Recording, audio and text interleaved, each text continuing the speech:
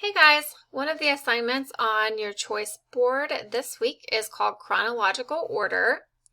And the assignment is to create a timeline using words and drawings that describe 6 events in your life. So I have an example here. You could use a poster board or draw it out on a piece of paper or use a word processor to type it out however you want and find and insert pictures that way. This person's got 8 pictures, 8 events from their life, but you only have to do 6.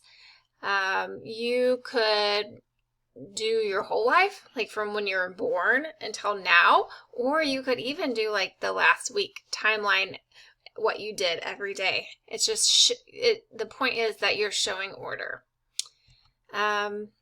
We talked about order and sequence or chronological order when we talked about different types of text structures. During that time, we referred to it as order and sequence. It's the same thing. Order and sequence and chronological order, it just means in order of time. So, order and sequence text structure provides details of events in the order in which they happened, and you would list things first, then, and next.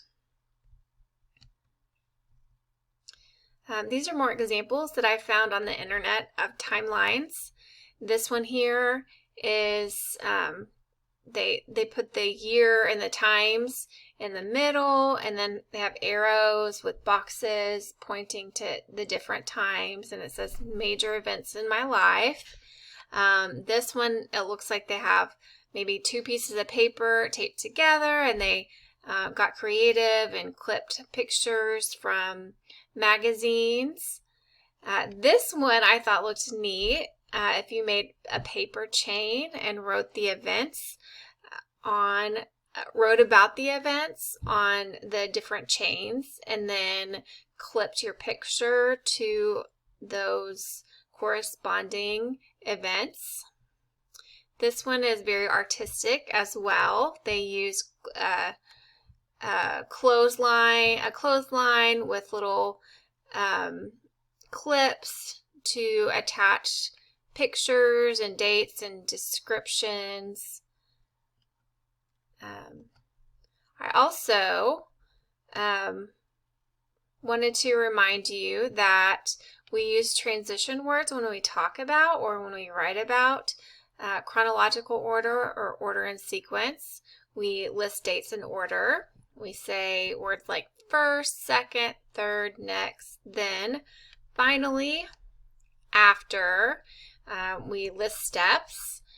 We talk about years. We give instructions. We talk about what happened before, prior to, not long after, and following. Those are all words that we can use when we are talking about or writing using chronological order. An extension of this activity could be to present your timeline to your family or to your classmates via FaceTime or Zoom.